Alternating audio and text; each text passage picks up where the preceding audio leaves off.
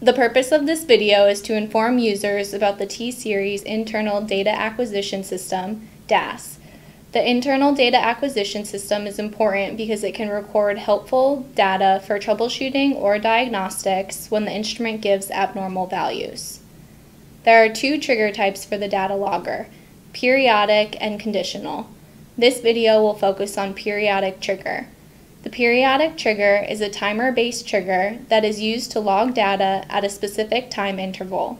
Periodic trigger requires an interval that is set to number of minutes and a start time that is set to date and time.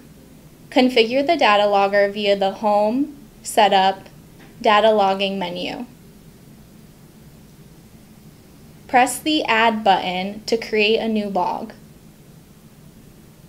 Press the Name field and use the keyboard pop-up to label the new log.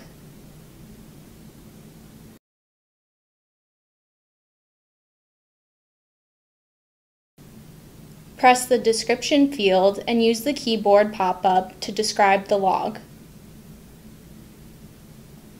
Be sure to leave the Enabled box checked to allow data capture of this log.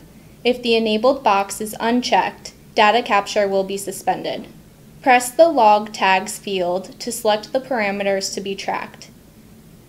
Here I am going to track sample flow, sample pressure, and sample concentration.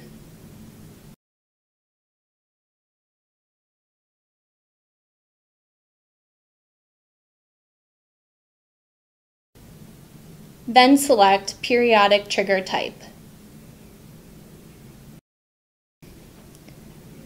Press the Interval field and use the keypad pop-up to edit the amount of time between capturing data.